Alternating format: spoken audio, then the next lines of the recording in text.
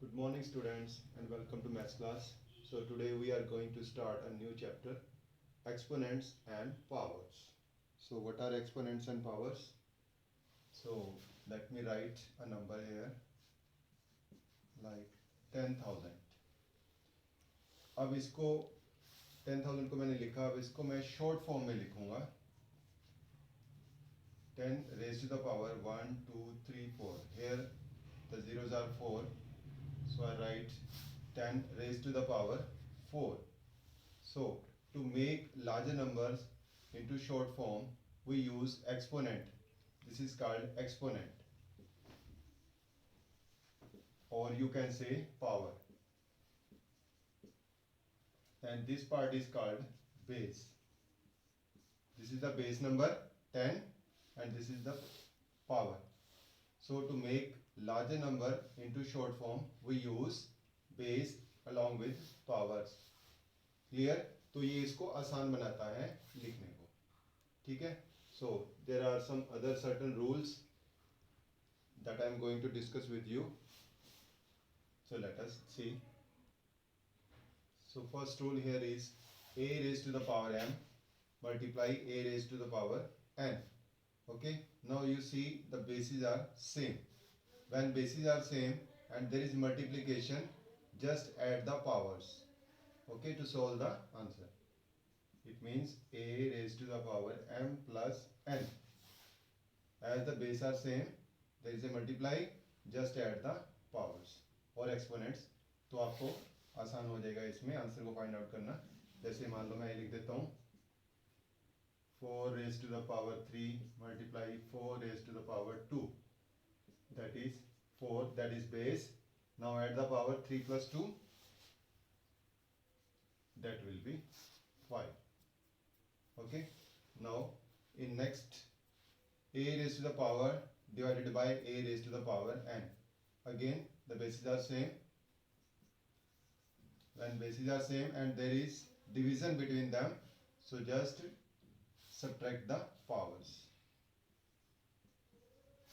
Okay. So m minus n, like 4 raised to the power 3 and 4 raised to the power 2.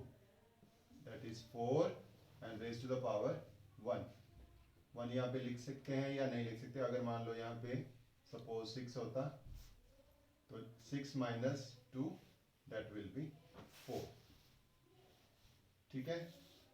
Next, a raised to the power m and whole power is n. एक power इसके अंदर है और एक power बाहर है. तो एक पावर अंदर हो एक बाहर हो तो उसको मल्टीप्लाई कर दिया जाता है. m multiply n. Okay. Powers की मल्टीप्लाई कर देंगे. सपोज यहाँ पे है like this. So 4 raised to the power 2 3 the 6. Clear? In next, a raised to the power m multiply b raised to the power m. Here powers are same but bases are unequal. When powers are same, just multiply the bases. A multiply b and the combined power is m. Okay. Here bases are unequal, so multiply both but powers are equal, so single power इसकी आ जाएगी. Suppose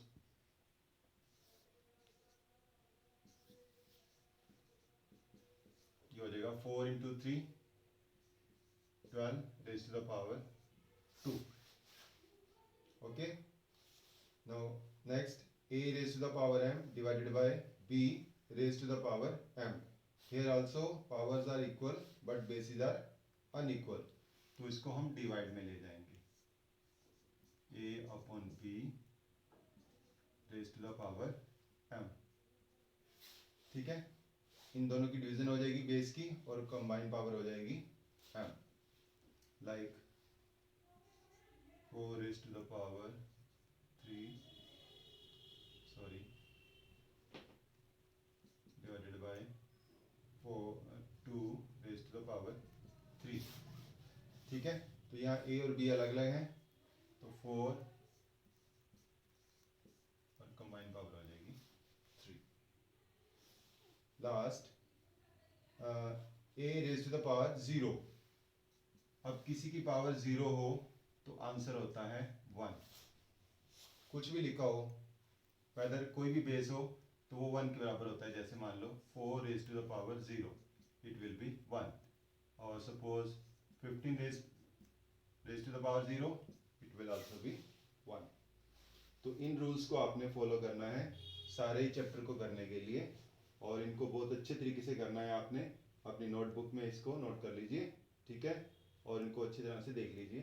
फिर हम उसके बाद question answer start करेंगे। Okay, thanks for watching, have a nice day.